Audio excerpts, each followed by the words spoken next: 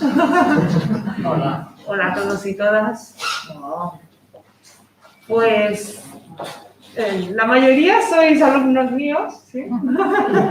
De todas las etapas, pero sí, la mayoría sí. Alguna professora meva, amigues, bueno, em fa molta il·lusió que estigueu aquí.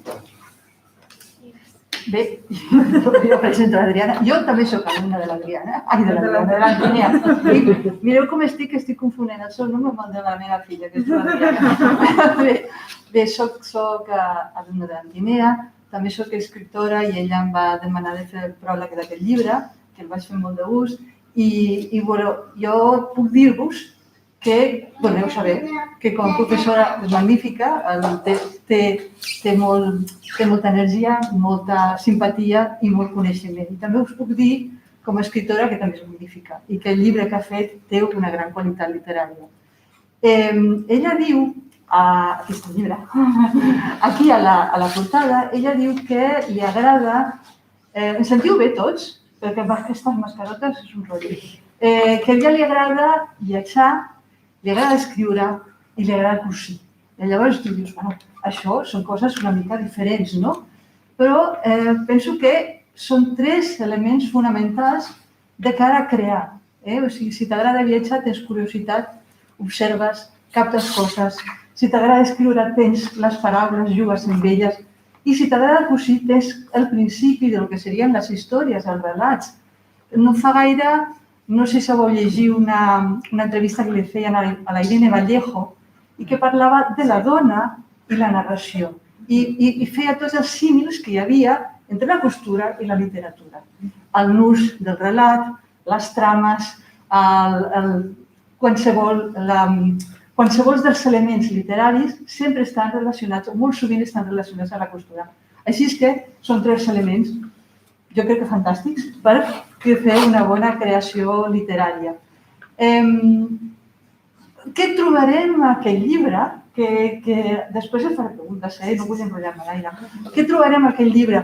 D'entrada, jo que trobarem molta imaginació, una mirada molt delicada, una mirada molt atenta al món que l'envolta i també trobarem un exercici interessant de contrastos entre allò que és bonic, allò que és bell, allò que és sòrdid, allò que és fantasia, allò que és realitat, allò que és indefensió i allò que és fortalesa.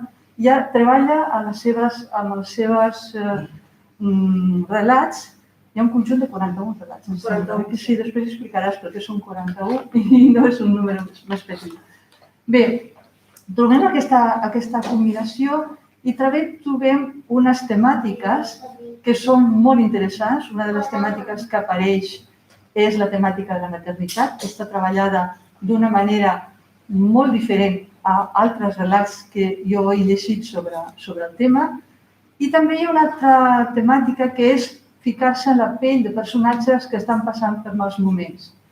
D'alguna manera, en tots aquests relats ens trobem en personatges que estan veient una mica la seva llibertat, encara que aquesta sigui complicada. La mirada que fa ella és una mirada molt, com es diu, empàtica amb els personatges i molt curiosa, d'acord?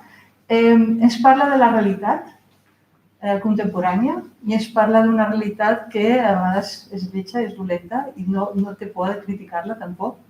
També fa clocades d'ull a la literatura contemporània, a la literatura clàssica, als contes, als mites, a tot allò que està al darrere de la nostra cultura, o sigui, que està al principi de la nostra cultura. A més, ho fa en 4 llengües. Jo soc escriptor, però només escric en una llengua, que és el castellà, que és la meva primera llengua, però és que ella ho fa en 4, i a més ho fa molt bé. O sigui que és fantàstic que puguem tenir una obra escrita en totes aquestes llengües i en totes aquestes mirades que ella ens proposa per observar aquesta realitat que s'està envoltant. Jo voldria fer-te... També s'ha oblidat dir una cosa molt interessant i és que té una mirada irònica, té un fi sentit de l'humor en alguns dels seus relats i bé, jo crec que el millor que podem fer és deixar-la parlar amb ella, que és l'autora del llibre, i jo li vull fer unes preguntetes, Antínia? Per exemple, la típica. Doncs com se't va ocórrer fer aquests relats? Com va sortir aquesta idea de fer-los? Doncs no va sortir una idea, de fet. Va ser una mica sobre la marxa, no? Perquè quan vaig arribar aquí a Catalunya era una gran lectora, però gens escriptora, o sigui, gens, lo acadèmic, però no sortia d'allà. I vaig apuntar-me a un curs de català per aprendre català i com que em vaig enganxar tant al català, vaig dir, va, més, vull més. I els nivells s'havien acabat i llavors he dit, doncs anem a veure què més hi ha, no? Hi ha cinema, literatura, vinga, va, tot. Habido i por haver. I després hi havia escriptura creativa. He dit, bueno, mira, això em servirà, de fet, em vaig escriure escriptura creativa per millorar el meu català, no per ser escriptora, no. I anava amb aquesta òptica, però la veritat és que després va ser molt divertit perquè cada setmana ens donaven uns inputs i vinga, a escriure sobre això o a escriure amb aquest gènere, fins que realment no em vaig trobar còmoda amb un, que era el microrelat. O sigui, el relat llarg arriba a un punt que jo m'avorreixo, o sigui, m'avorreixo, no sé ni com acabarà ni ho vull saber.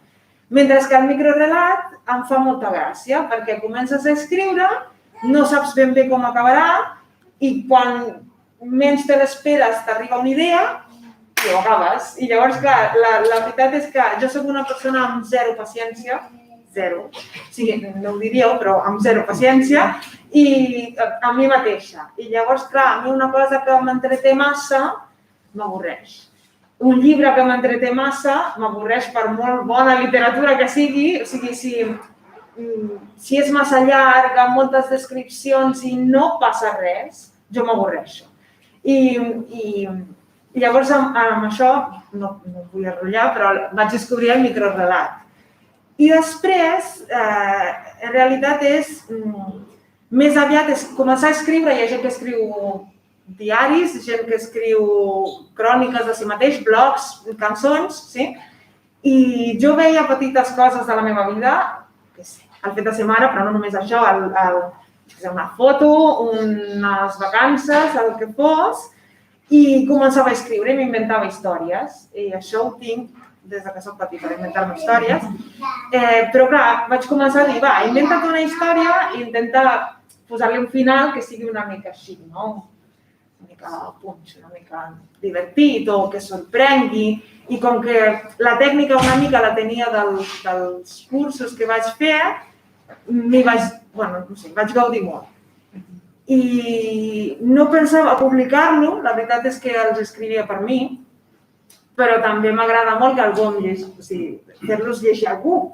I llavors tinc uns quants amics que, pobrets, rebien amb periodicitat els meus microrelats sense demanar-m'ho. I un dia vaig tenir la sort, gràcies al confinament, de tenir una videoconsulta amb Rosa Montero, escriptora.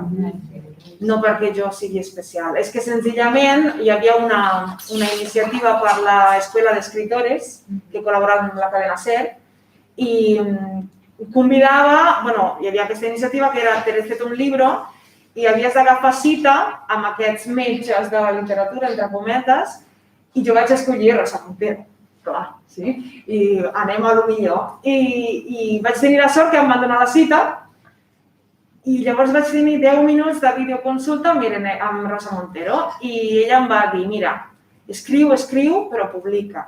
Publica o envia a una editorial que t'ho publiquin. Diu, jo no he llegit res de tu, però pel que em dius, alguna editorial segurament estarà molt interessada. I llavors, gràcies a ella, vaig enviar-lo a unes quantes, de fet 3, i les 3 em van contestar positivament i em vaig quedar amb aquesta Mazen, que és de Castelló de la Plana, de València. Per què em vaig quedar amb ella? Va arribar primer, també, això és veritat, però perquè és un projecte tot femení, és una dona, a més és un projecte de superació perquè té una paràlisi cerebral i ha muntat una editorial ella sola i ara té un equip, clar, ara és una editorial més gran, però va començar sola i llavors vaig decidir que, no sé, que volia publicar amb ella.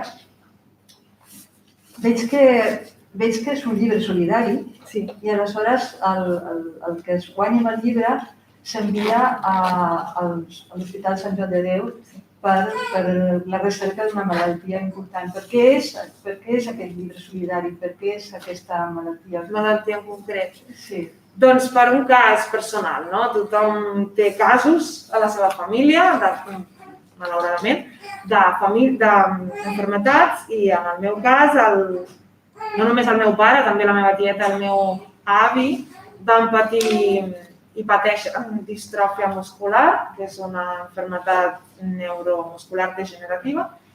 I a l'Hospital Sant Joan de Déu, jo ja tenia la idea que fos solidari, però volia destinar-lo a un projecte sobre aquesta malaltia i a l'Hospital Sant Joan de Déu en tenen un d'obert.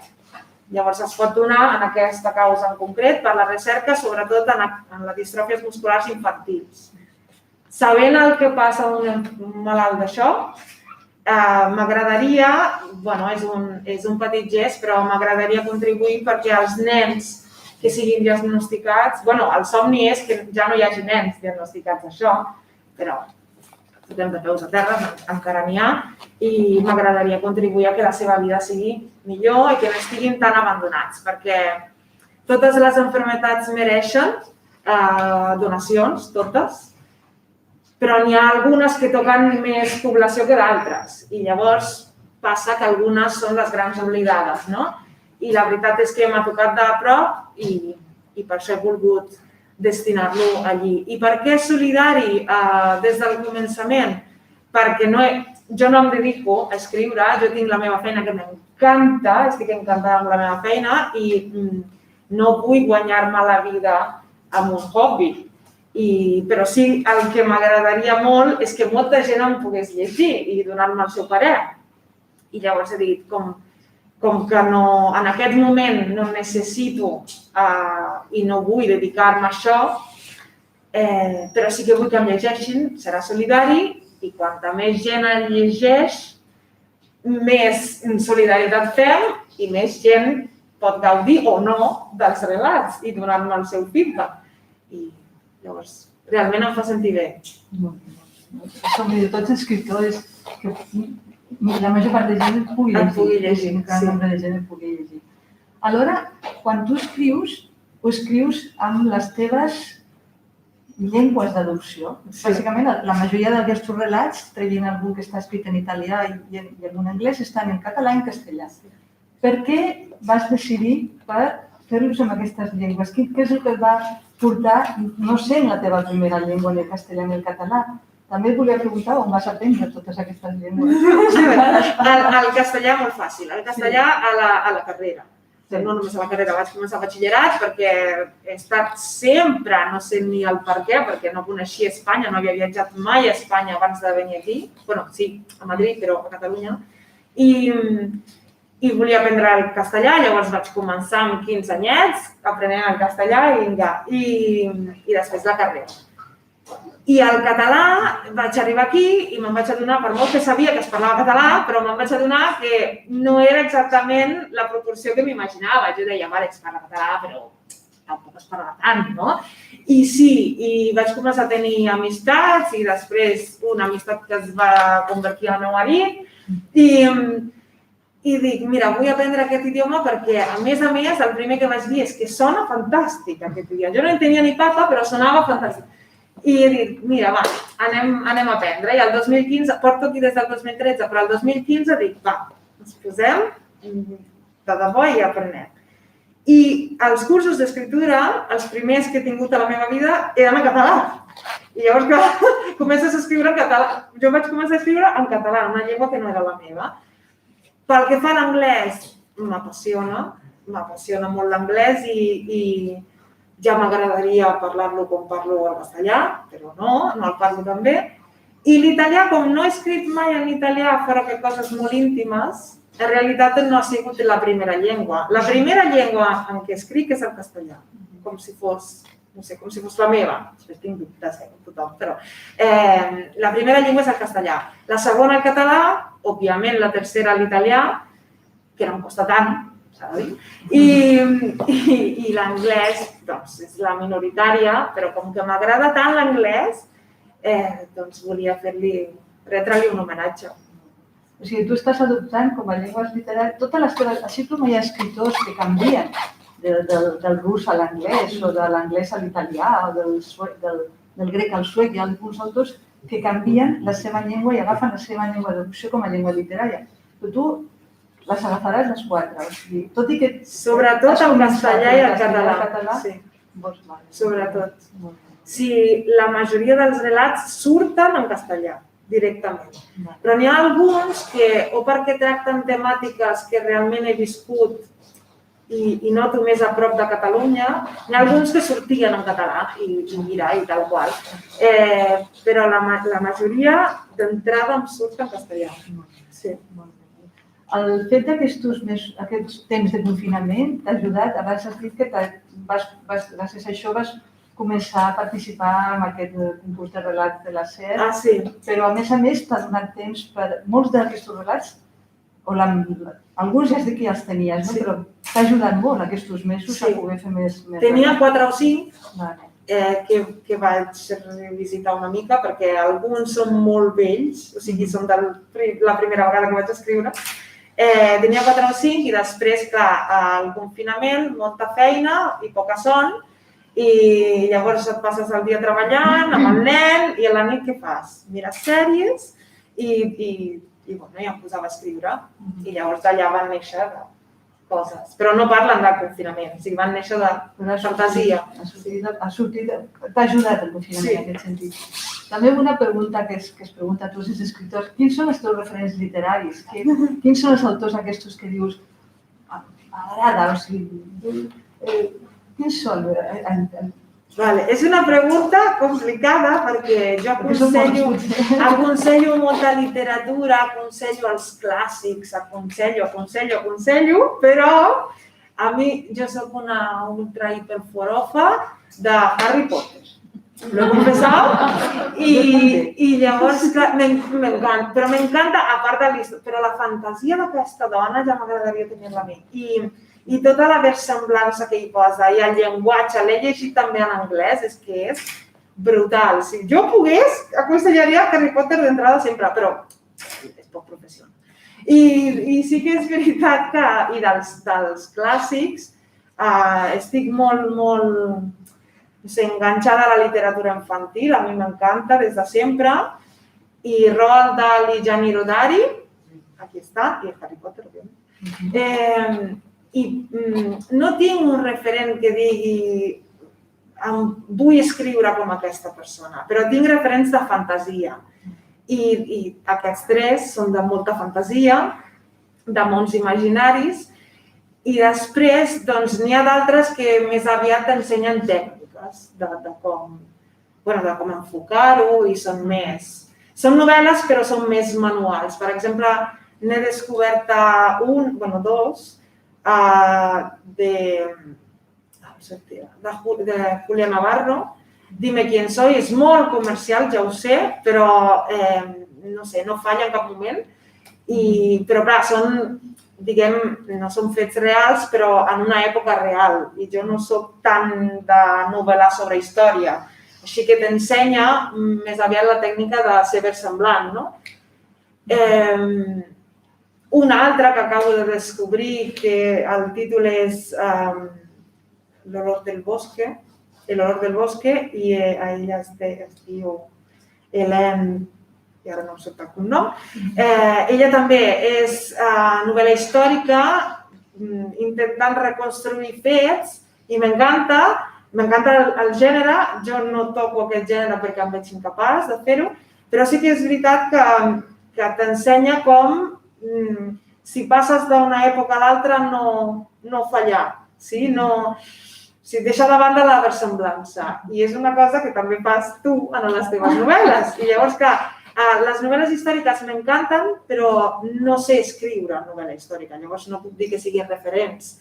però sí que ho són, tot el món de la fantasia és un referent. Sí. És curiós que has comentat a Harry Potter i has comentat també els llibres de Roald Dahl i m'agradaria, jo sé que molts de vosaltres potser teniu nens petits o van a l'escola, el pobre Harry, les novel·les de la Rowling, recordo quan els meus fills anaven a l'escola, que és quan van sortir, l'escola no les volia, no? Perquè deia que no eren suficientment clàssiques. Sí. Els nanos disfrutaven moltíssim, van aprendre moltíssim sobre companyerisme, sobre la vida en general, d'una manera molt divertida, i no s'hi deixaven llegir. Després ells 400 pàgines se les menjaven, les devoraven, però deien que era comercial. La mateixa cosa va passar en Roald Dahl.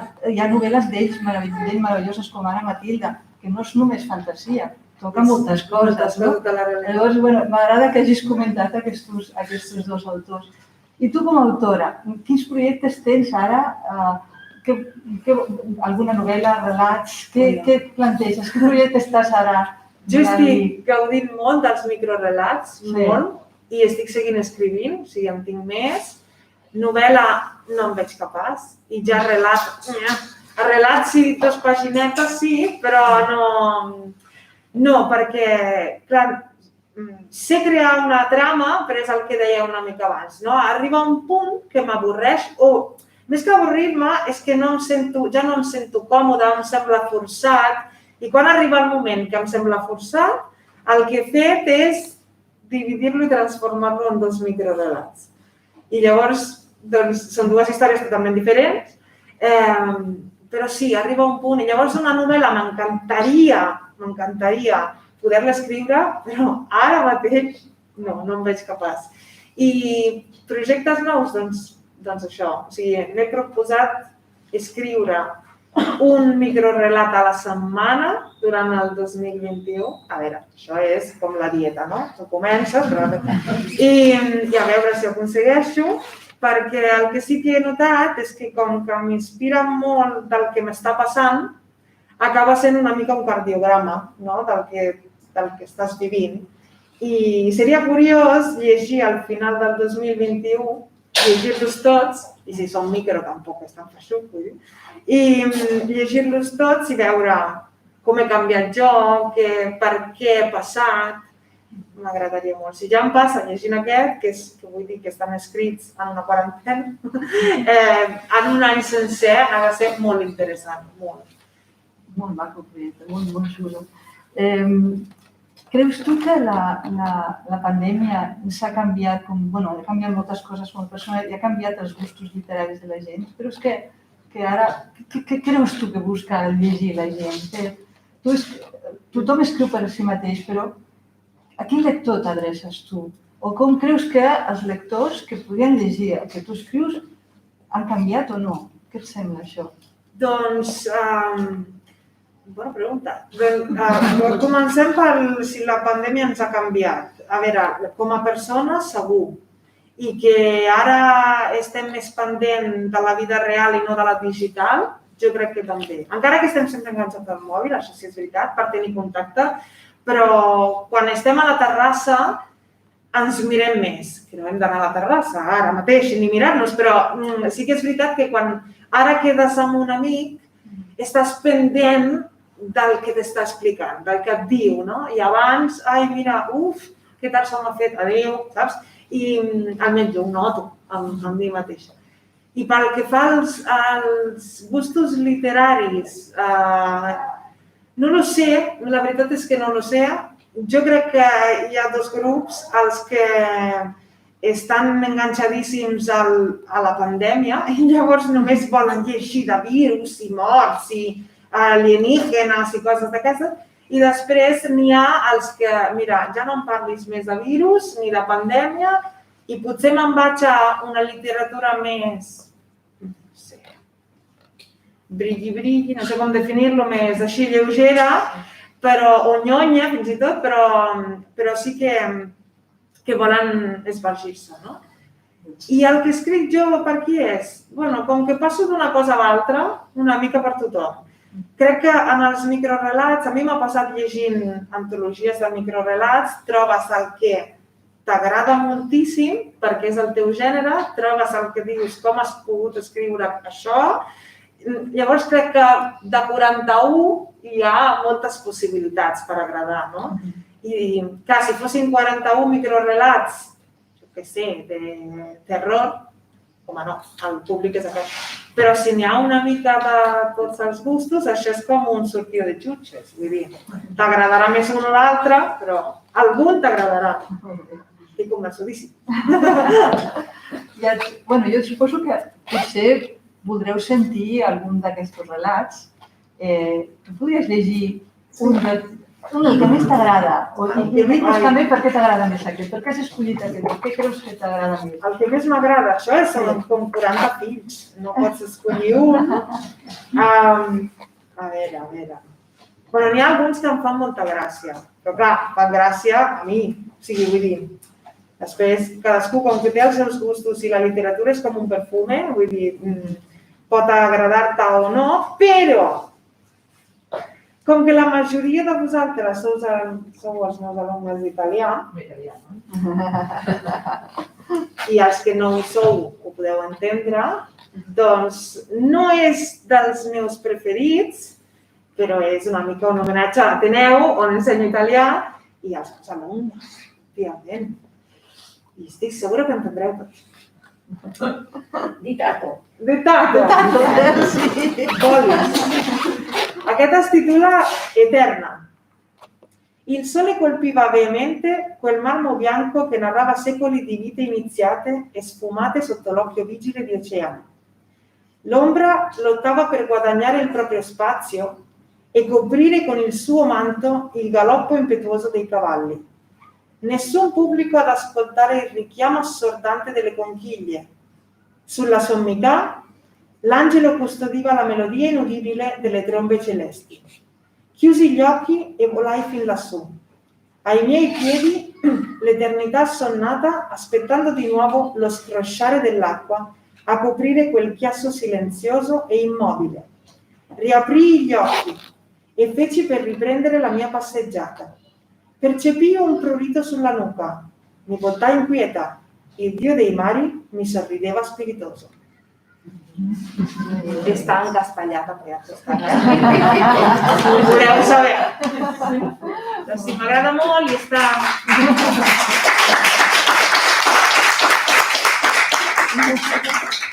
I m'agrada molt i està inspirat en un vídeo que vaig veure. O sigui, vaig veure un vídeo, us ho dic, sobre Roma, sí, era com un vol d'ocell sobre Roma, i no sé, em va sortir així tal qual, i en italià, probablement perquè el vídeo era sobre Roma, però era un vídeo sense so, vull dir.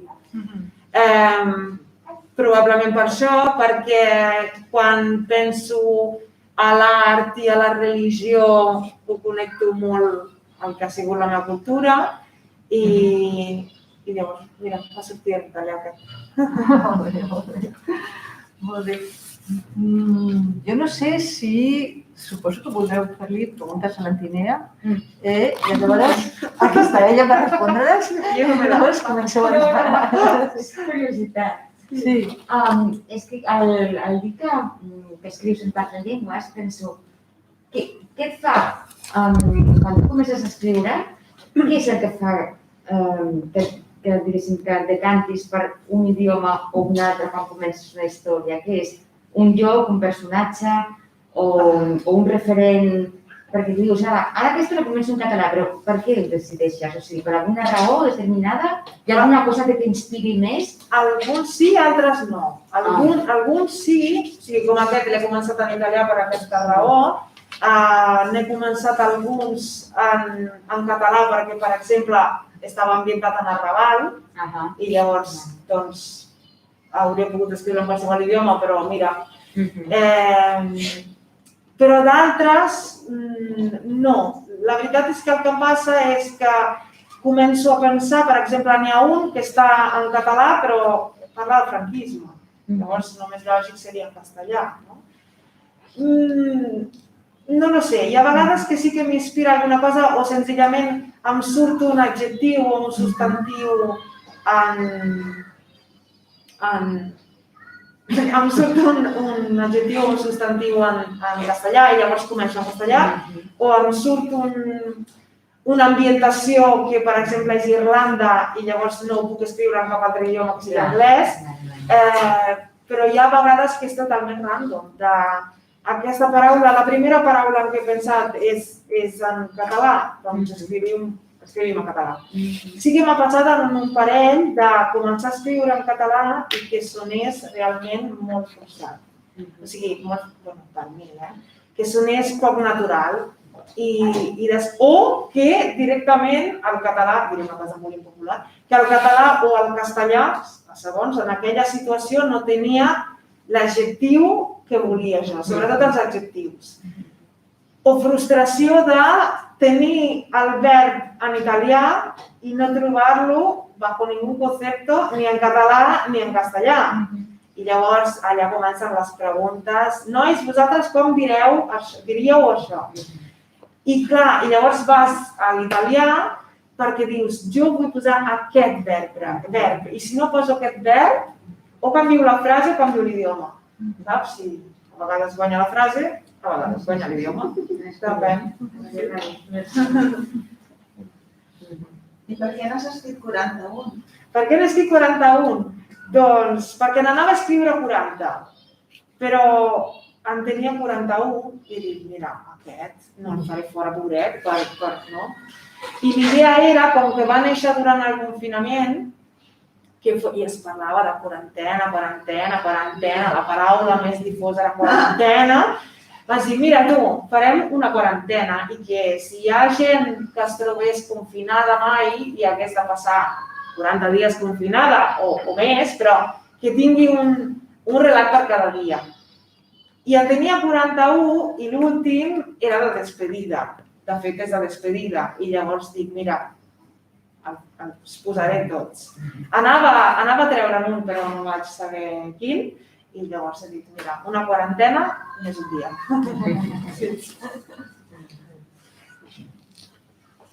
Més preguntes?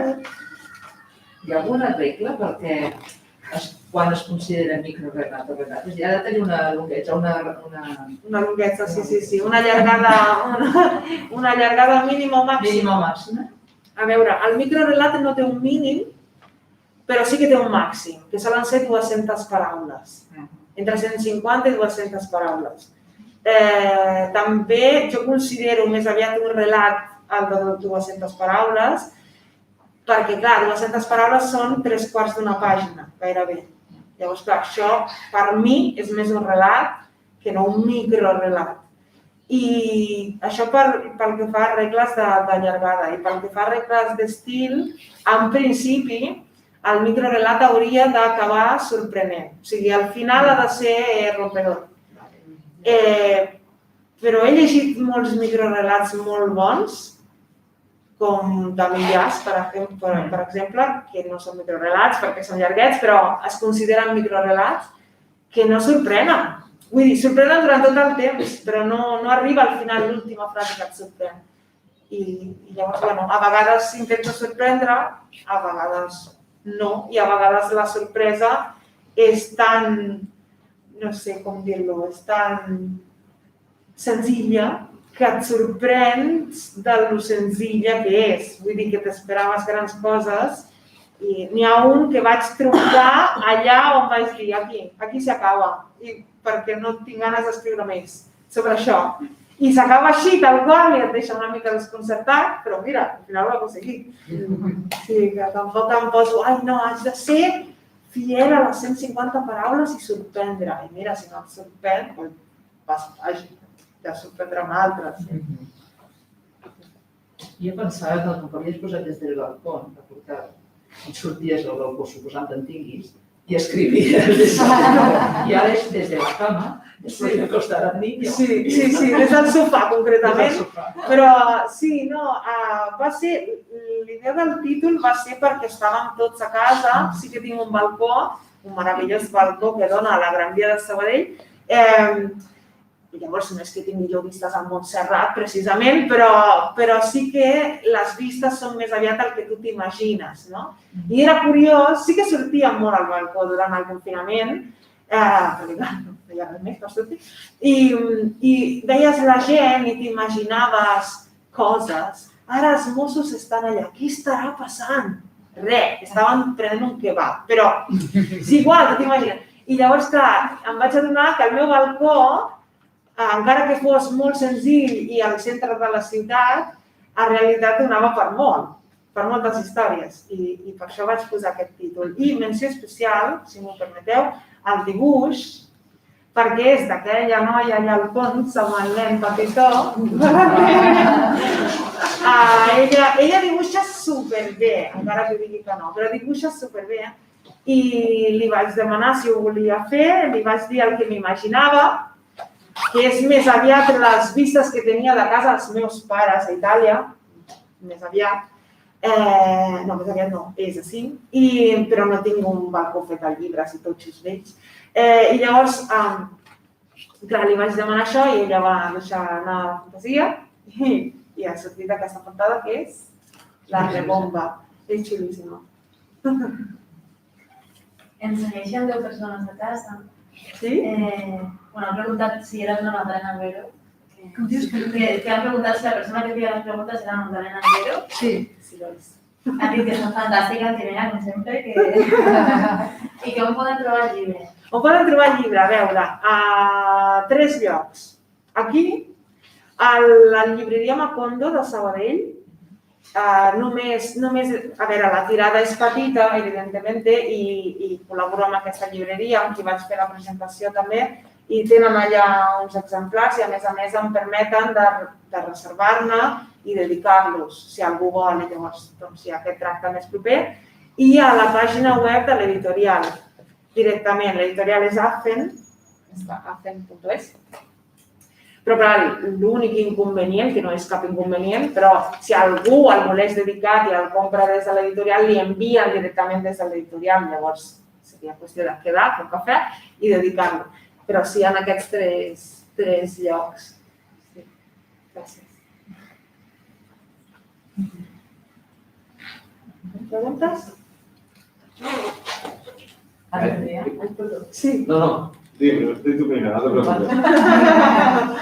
No, a tu sí que influeix una persona molt inquieta. De fet, vas començar amb literatura infantil, aquí tenim algun exemplar, i ara continues amb el microrelat, però tu t'has marcat algun projecte com a escriptora? Et veus en un futur més o menys dibuixat o vas fent i et vas deixant portar pels esdeveniments? Si em deixo, no m'he fixat res perquè m'estresso. O sigui, jo m'estresso. Així, jo m'estresso. Per qualsevol cosa. I llavors, clar, si a sobre em fixo un punt d'arribada o m'imagino, després, perdoneu-me el vocabulari, l'hòstia és més forta, si no hi arribes. I llavors, sobre la marxa, jo vaig gaudint, m'agrada molt el que faig i això, la meva vida no és escriure, la meva vida és ensenyar i és el que m'encanta i tinc temps, escric. Sí que em fixo això, aquest repte, vull tornar a publicar perquè és xulíssim, que algú digui paga la pena t'ho publico, és fantàstic, un xute d'autoestima i la rebomba i sí, vull tornar a publicar, m'he fixat això, però el què? No. De moment, no. I com que m'agrada tant escriure microrelats, que m'ho passo bé, doncs vaig fent. Bueno, sí, Andrea, te quería preguntar, referente a la pregunta que te habían hecho, ¿no? Que no te dirigías a un público concreto, ¿no? Y a un lector concreto. Como has hecho 41 microrelatos, pues si había algún concepto que sea análogo entre todos los microrelatos, ¿no? Que tenga algún parecido o son totalmente diferentes y te puedes encontrar pues todo tipo de variedad o tema de los que tratas. Hilo conductor. Sí. 1. Las protagonistas suelen ser mujeres. Significa que cuando no sabes si es mujer es que no sabes tampoco si es hombre. O sea, es un protagonista sin nombre, se intento no poner un adjetivo que marque el género. Y normalmente suelen ser mujeres, ¿sí? Me las imagino mujeres, al menos. Hilo conductor, a ver, en algunos sí que es verdad que encuentras, por ejemplo, la maternidad, o hay un par de historias sobre, bueno, sobre no, con protagonistas que son abogados, ¿sí? No me preguntéis por qué, o sea, salió así y claro, y como busco muchas páginas web donde inviten al público a escribir y muchas veces te dan pautas, algunos eran de abogados y como las pautas me gustaban, pues los protagonistas eran abogados, pero no es que yo le tenga especial cariño a los abogados. Y pues sí, la maternidad. La maternidad, los personajes que pasan por malos momentos. Sí, sí. También malos momentos de la vida, sí. Aunque no son, a ver, no son microrelatos tristes, no, pero sí que quizás estén pasando por un periodo crítico. No siempre hay final feliz tampoco, o sea, a veces no hay final directamente. Y diría el amor, pero claro, eso suena muy así, el amor. No el amor en plan chico conoce chica, sino diferentes tipos de amor, ¿no? Amor entre parejas que no se quieren o no se conocen, amor madre-hijo o hija, amor entre amigos, ¿sí? Entonces el tema del amor un poco, bueno, normalmente es amor, amistad, o sea, se encuentran, ¿sí? Los protagonistas suelen ser, en muy pocos casos el protagonista es uno, suelen ser más de uno con unas relaciones. Luego hay otros que son, bueno, están inspirados en la mitología, entonces de hecho tampoco es que tengan un hilo conductor, es la propia mitología o el cuento clásico, el protagonista en sí, y como me gusta cambiar las historias, pues... Claro, no, pues te preguntaba, como dices que un tema así concreto, al igual, pues sí que te aburría algo, pues digo, pues seguro que ha cambiado todo esto totalmente diferente, al igual, de un único relato al otro, ¿no? Como el que has hablado, que has expuesto en italiano, ¿no? Y por ejemplo, nosotros lo has comentado que es pues, relacionado con el franquismo, ¿no? Que en principio no tiene ningún tipo de analogía uno con otro, ¿no? Y eso pues, es lo que quería saber. Antes de mi punto de vista, pues es más interesante así. Seguro que son muy diferentes todos. Y luego también el trabajo, los microrelatos son muy cortos, pero permiten, o sea, un buen microrelato permite que en esas pocas palabras expliques una historia, crees un personaje, le des unas características y evoluciones ese personaje y lo consigues. Consigues crear los personajes que son creíbles y que además les pasan unas cosas y lo solucionas y el punchline lo consigues también. No sé si es aprendizaje o te sale solo, pero consigues esa sorpresa. En la mayoría de los relatos la sorpresa está. Incluso, algunos son incluso divertidos. Sí. Algunos salieron realmente del hecho de estar encerrada. O sigui, se te va la olla un poco i comences a escriure i dius, va, n'hi ha un que jo em vaig riure molt, escrivint-lo i no sabia com acabaria. O sigui, jo estava escrivint i jo sola.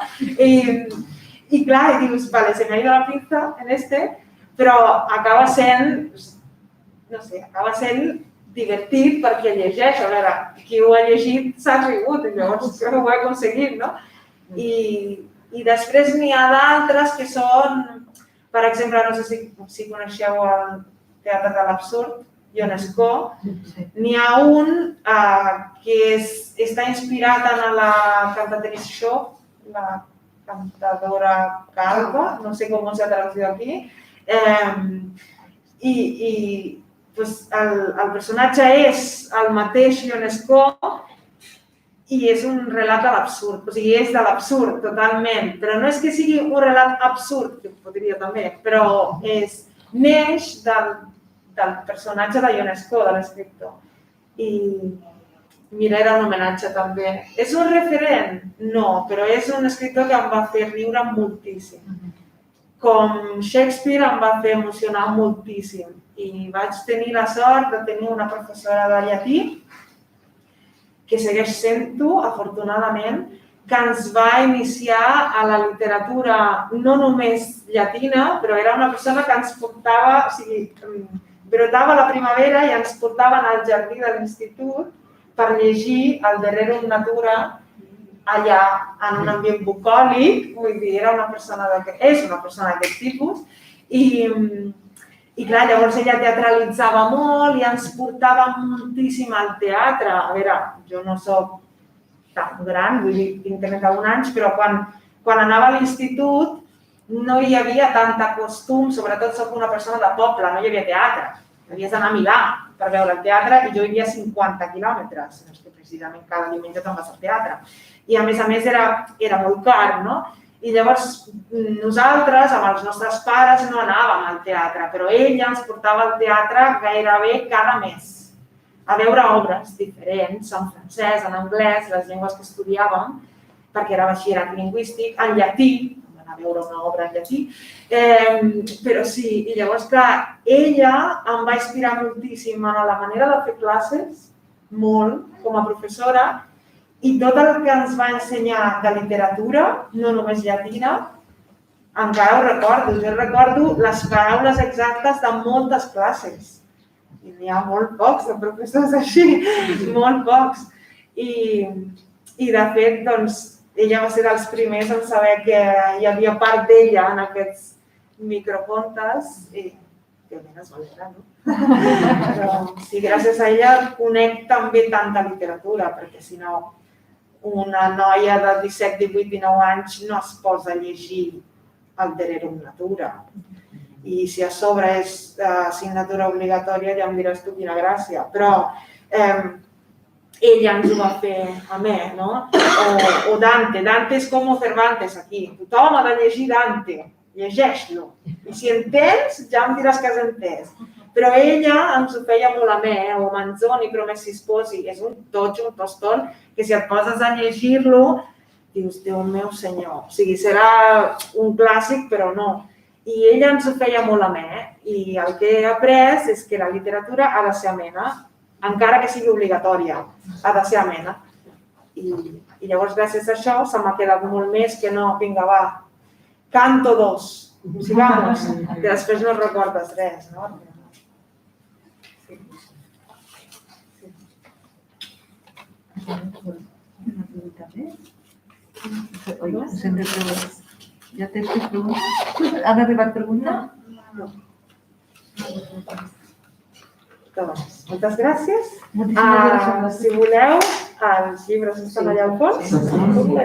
Però, sobretot, moltes gràcies a 3 persones. A Magdalena, per haver-los llegit la primera i haver-me escrit aquest pròleg que m'ha fet emocionar moltíssim, moltíssim. I per aquesta presentació, moltes gràcies. Moltes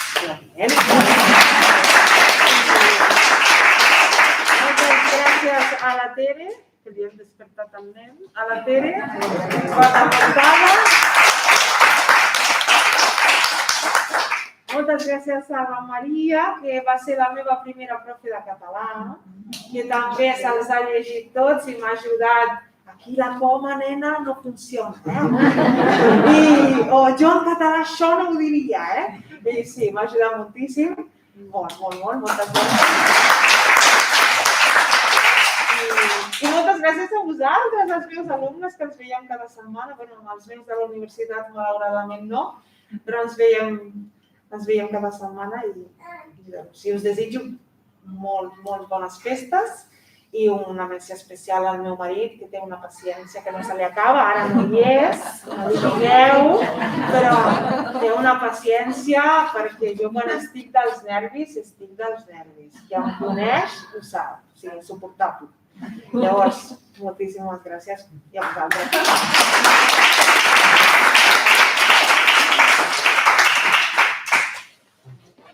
Bones festes a tothom. Bones festes, sí. I també